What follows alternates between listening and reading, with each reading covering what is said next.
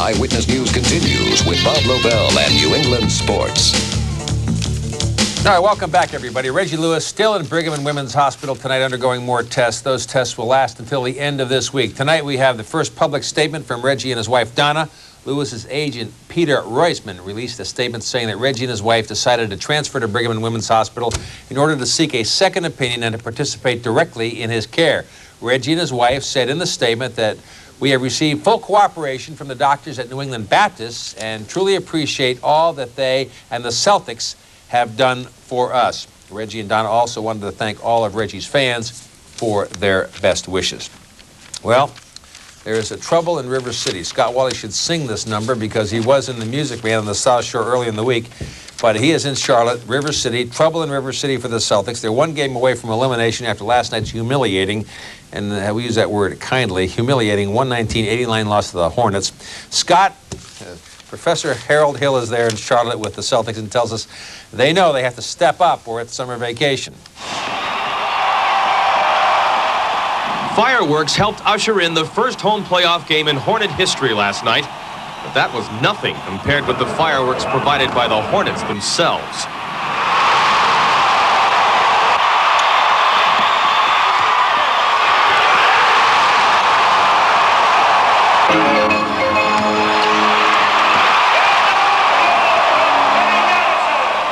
You know, losing is one thing, being embarrassed to nothing in the playoffs.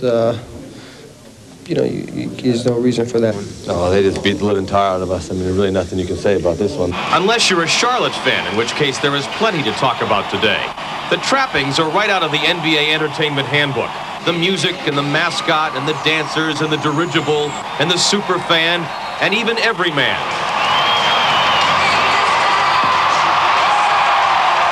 But they also happen to have a very good basketball team, and last night they just hammered the Boston Celtics, leaving the C's tottering on the brink of elimination from the playoffs. Ever since I've been with the Celtics, we can never do it the easy way. You know, we always got to make things difficult for ourselves. For some reason, we need a huge challenge. So we got a huge challenge now, so we see how to respond to it. For one quarter, it was a basketball game. The Celtics held their ground. But the second quarter was a nightmare, and Del Curry was the Grim Reaper with 14 in the frame, 27 for the ball game. The Hornets scored 15 straight points at one stretch as the Celts just fell apart, never to recover. I've been telling the guys since game one that you know, you got to stay up on Del. He's a tremendous shooter, and even in games 1 and 2, we left him uncontested, wide open numerous times, and we got away with it. And tonight we sure didn't get away with it. The Hornets scored 33 points off 17 Boston turnovers last night. The Celts looked lost out there. Maybe they were. The gravity of the Reggie Lewis situation was just beginning to sink in. But no one was using that as an excuse. That's a convenient excuse if you want to use it. I don't personally believe in it. I don't think that that's the reality. But the reality of it is the guys that are here better suck it up and play good basketball if you want this series to continue and go back and play another game in the Boston Garden. And I know I want it. The Hornets literally ran the Celtics off the floor last night, shooting 61%. Of course, 33-point leads will tend to give you that extra spring in your step. All Charlotte's done is won one game and humiliated us. So hopefully this was like this is off even more because they've done a high-fiving, celebrating. So hopefully they would definitely, you know, be like salt in the wound for us, you know, really get us off and motivated and ready to play on Wednesday. They were hugging each other with 7 minutes and 6 seconds to go. It must be the earliest hug fest I've ever seen at a playoff game. They was up about 30. They had reason to be hugged. We like to think that we have the young legs, we have the young active bodies, but I mean, like I said, those guys have the mind, and you know they have the experience. At this point, maybe the Celtics would just as soon have the young legs. We have our backs to the wall, and we got to come out and prove something. You know, the Hornets spanked us real good tonight, and you know, the easiest thing would be to roll over.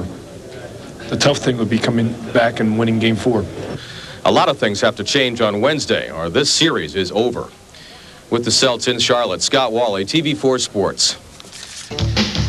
So that's our lead-in at 11 o'clock, huh? The final leap. Well, we know how the Celtics feel tonight. They're in Charlotte, and Scott Wally is there. And if Charlotte's River City, there's trouble in it. And the Professor Henry Hill is there to tell us all about it. Scott. All right, Bob, thank you very much. I think Yes, the final leap. Perhaps, perhaps not. All the cliches work for tonight's game here at the Charlotte Coliseum, a.k.a. the Hive. The Celtics have to win tonight. The Hornets do not. But if they are wise, they will approach this game as if they do, because the series takes on a very different complexion if the Celtics can force a 5th game Sunday at Boston Garden. So who will be celebrating after this game? In Game 3, it was the Hornets hugging and high-fiving with 7 minutes to go in the contest. And why not? They were up by 30. Robert Parrish talked about using that as a motivational tool, but the Hornets had every reason to be pleased with the way things went Monday night. Yeah, I mean, I'm sure they'd be doing the same thing. You play like we did, like I said, you want to enjoy it and have fun, let everybody enjoy it. Because, you know, not many playoff games are going to turn out like that. We played as best we could play. There's no question that that was our game. And I think it's going to be a different Celtic team tonight. Maybe, but again tonight, and perhaps forevermore, it will be a team without Reggie Lewis, who remains very much in the minds of the Celtics today. Even as close as they are to the situation, it's taken some time for the seriousness of Lewis's condition to hit home. It's difficult. And no one really has the full answer yet. And, everyone has ideas of what might take place, but it's tough to deal in reality, and that's what we're doing with Reggie as a human being. The Celtics basketball reality is much less complicated. In Game 3, Del Curry torched Boston from the outside, while Alonzo Mourning and Larry Johnson dominated the inside. The Celtics must play smarter on the perimeter and tougher in the paint. Oh yeah, we're playing like a bunch of Wilsons right now. You know, especially myself. I put myself at the head of that list. I'm probably the biggest Wilson in this series right now. So, you know, I have to come out and try to establish myself and try to have a physical presence. Some way, in some shape or form, I have to do something to get us going. Coaches can only say so many things, and right now we know we have 48 minutes to get the job done, and there's no excuses that can be used.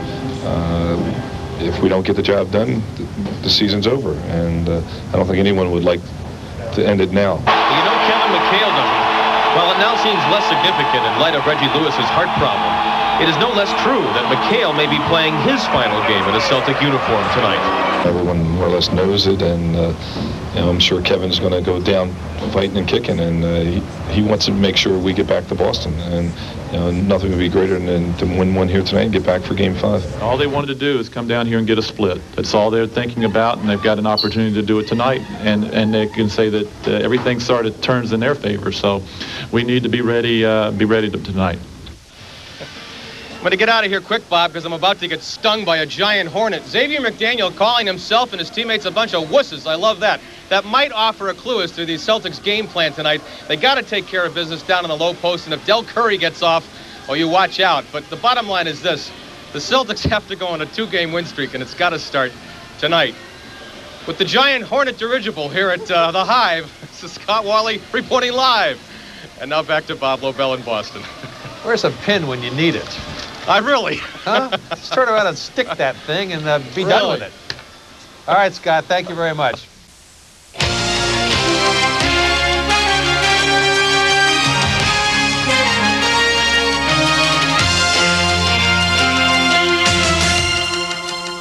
Next on SportsCenter, the Hoop Playoffs. The last word for the Celtics, another jersey headache for the Cavs.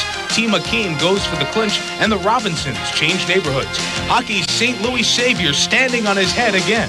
Oh, baby, what a save! We'll show you baseball's pace setters, baseball's power, and its pain. Monica tells the world about her scare. It was a shock, that's for sure, and I do hope it's never going to happen to anybody. Even the big names have come prepared for SportsCenter. Next.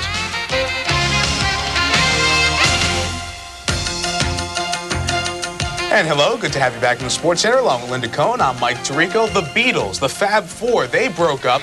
Will the college hoop Fab Five become four without Weber? We'll tell you if Chris is going to the NBA. The NBA is where we start with a could-be clincher down on Hive Drive. Yeah, Mike, a win and Charlotte would avoid going back to Boston for a 5th and deciding game. Well, helping the Charlotte Hornets get into this great position, Alonzo Mourning, of course. Mourning, never one to hold back his feelings, was asked earlier in the series about the tradition of the Boston Celtics. Mourning said, don't even bring up leprechauns and Celtic mystique. It comes down to playing basketball and the best teams winning. Well, one more win is what Mourning and company were after in a game that was expected to be the last for Celtic great Kevin McHale. And yes, Hornet fans want to believe in their team. They look good too. Muggsy behind the back to Larry Johnson. 20 for LJ. Chris Ford's team down by 18 after 3. Fourth quarter, Boston comes alive. Robert Parrish, a nice dish to Sherman Douglas. Alan Bristow's club only up by 7. Then, more Boston. Kevin Gamble takes it in, and the Rainbow puts the Celts within 1. Then Douglas, the great defensive play here, swipes it from Johnson, goes the length of the court, and puts Boston up ahead by 1. And the Celtics cannot believe it. They're going nuts. Bristow's Hornets have 3.3 seconds to react and come through. The inbounds to Alonzo, who pulls up and hits the J. The biggest basket by Mourning in his career, the biggest basket in Hornets history, put the Hornets up 104-103. But 0.4 of a second, check it out again. Alonzo, 2 of his 33. That play was actually designed to go to Del Curry. Meanwhile, Boston had 0.4 of a second for a miracle. Kevin McHale, the alley-oop to D. Brown. Nope, it doesn't go. Celtics complaining they have an argument. They want a goaltend. Let's see it again. Kendall Gill's hand. Watch it. Seems to hit the ball over the hoop. Looks like a goaltend to me. It looks like it on the replay, but no call. So now's the time to really celebrate. Hornets hang on for the historic win. Alonzo Mourning called the game winner a lucky shot. When asked about the controversial play that ended the game, Mourning said it could have gone either way, adding, quote, I thought it was a great non-call. That non-call put an end to the Celtics season and an end to the career of Kevin McHale. What a way to end a career, though, for McHale. He calls it quits after 13 years. Saying goodbye, as expected, was tough for the future Hall of Famer. We found out what makes the Boston Celtics special. And I'm so proud to have played my entire career in Boston. You know, that and my number going up top are the 2 things I'm the proudest of. If I could do it all over again, I can't imagine ever wanting to do it anywhere else. That was the only place for me.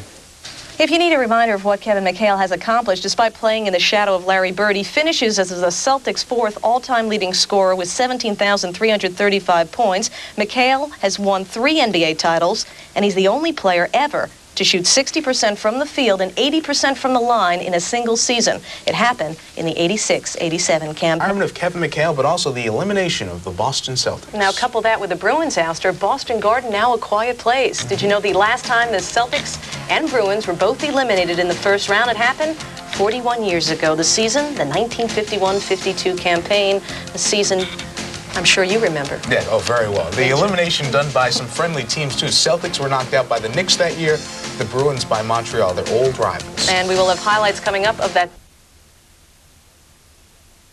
All right, let's talk about the C's. Last night's loss in Game 4 to the Hornets was a perfect summation of the season past. There were the lows, the inconsistent play, the tremendous high, that comeback in the 4th period. But in the end, the Celtics fell short, and they were eliminated by the young Charlotte Hornets. Scott Wally takes a look back at last night's heartbreaker and looks ahead to what will certainly be a tumultuous offseason. McHale threw a perfect pass to the basket. Brown skied to the rim. It was that close. The Celtics came that close to beating the Charlotte Hornets last night after trailing by as many as 19 points. The effort was tremendous at the end. And, we gave it everything we had, and we left it out there on the court, and it just wasn't enough. You know, we was close, but no cigar. And so instead of handicapping Game 5, we are talking today about the end of a difficult season, the retirement of Kevin McHale, and the uncertain future of this basketball team. Things happen, and hopefully we can regroup. It's going to be a long season for the Celtics because we got a lot of rebuilding to do, a lot of things to do. For 3 quarters last night, the contest seemed an extension of Game 3. The Hornets were making all the plays, the Celtics were not. But in the 4th quarter, seemingly out of nowhere, came the comeback. And McHale was in the trenches with Parrish, just like the old days. Chris said, you know, screw all the plays. This is, we're only going to do one thing. We're going to jam it inside. and that felt great. It really did. The Celtics were reaching back to the glory days once more, and when Sherman Douglas stole it from Larry Johnson and scored at the other end, the Celts had the lead, their first and only lead of the game. But 3 calamitous events in the final seconds left them in ruins. Rick Fox called for a 10-second violation as he crossed midcourt. Playing for the win, the Hornets worked it to Alonzo Mourning. All alone for the jumper as Parrish switched off. Swish with 0.4 of a second left. I'll tell you the truth, oh man, I'm speechless right now. But still a fraction of a second remained in the season. The Celtics tried the alley-oop. Kendall Gill met D. Brown at the rim. No goaltending, no foul, horn sounds, game, set, and match. The call was there. Yeah, the play was there. Was it goaltending, D? Yeah, it was goaltending. Oh boy, well, we could have used that call at that time. You know, the goaltending, or it looked like a little bit of contact, but, you know, it was fun. Chief, we're down to the big one. Yeah, I'm not even thinking about that right now. You know? It's possible Robert Parrish may not be back next year, and we now know that Reggie Lewis may never play again. Yeah, it's been a lot of things happening on this ball club, a lot of tragedies. But the Celtics must push on. They draft 19th, no guarantees there. The following had a list of players who may become unrestricted free agents. Smith, Norman, and Green are forwards, Dudley and Lang centers, Elo and Scott are guards. The Celtics may need one of each before they're done. In the end, there were simply too many obstacles for this basketball team to overcome, but Kevin McHale and his teammates went down fighting. The emotions on this final night of the season: frustration, disappointment, pride, and sadness. It was a difficult year, and but our guys still fought to the bitter end. Now we got to regroup and go on from here. In Charlotte, North Carolina, Scott Wally, TV4 Sports. Last night, of course, was the final game. Kevin McHale will play in the Celtics uniform after 13 great years. He made it official and retired last night. Bob Newmeyer takes a look at the career of one of the 2 Celtic greats. The Big Three has lost another charter member. First Larry, now Kevin. I'm emotional now more than sad, I guess. It's tough. It's tough doing something since I was 12 or 13 years old. I've done it. It was so much fun when I was healthy and so hard when I wasn't. And it was fun for many years, playing on championship contenders with talented teammates in a sports-crazed town. I'm so proud to have played my entire career in Boston. You know, that and my number going up top are the 2 things I'm the proudest of. I was so fortunate to play with guys, starting with Tiny and Max and ML, and then, you know, Danny is such a great guy, such a great friend, and Larry and Robert, and you know, Reggie and Bill Walton and Jerry Seasting and all the guys that we played with have made it so special to go through there. But like all professional athletes, relentless old Father Time would get the best of Kevin McHale. His feet hurt all the time. The spirit was willing, the body simply would not cooperate. I really lost my mental edge this year for the first time, and that was really frustrating. And I played so passively so many games because I was just afraid to get hurt, and I was tired of being hurt, and I was tired of everything. And, you know, I said it, if I could generate the same energy I had in the playoff games, I'd come back and play another year, but I just don't think I can. And thus Kevin will have ample time to sit back in his easy chair and reminisce about his magical moments, and there were many.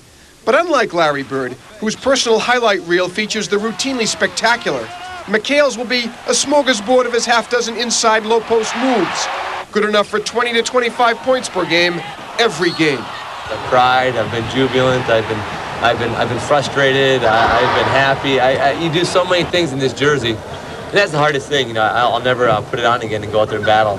And but you know, there's a time for everything, and this is my time to step down. It would be a serious mistake for anyone to look at Kevin McHale's career as some kind of bit player to Bird's megastar status. Kevin McHale carved out his own niche, and together with Bird and Parrish, they would complement each other beautifully. Some people have always asked me how it was to play second fiddle to, to Robert or to Larry Bird. I tell you, when you play second fiddle to Larry Bird, you still play a pretty mean fiddle. It's a great honor to play with someone like Kevin on and off the court. He's a hell of an athlete, obviously, and I think he's a great person also. You know, I just wish we could have had a better effort, could have went further in the playoffs than we did, but I thought it was a great effort, you know, and Kevin has had a great career. And retirement is an issue that we all got to address, so I wish Kevin the very best. After last night's game, Kevin McHale repeated just how sad it is to say goodbye. But no sadder for him than for his diehard fans, who have come to view Larry, he, and Robert as kind of next-door neighbors. Soon the McHale family will back in, load the van, and point it to Minnesota, where it began and where it will one day end. But what a middle this has been. Bob Newmeyer, TV4 Sports. All right, Numi, thank you very much. As the saying goes, you don't know what you have until it's gone. And then, as Jack just pointed out while we're watching that story, I mean, we really didn't know how good we had it to have those great players here for that whole 13 years of that decade. And now they're gone, and now we know what we had. Yeah, and it's time to rebuild for the Celtics. And Chief going to be 40 next year? Right. I thought he had a great series anyway. Hey. Okay. Thanks, Bob.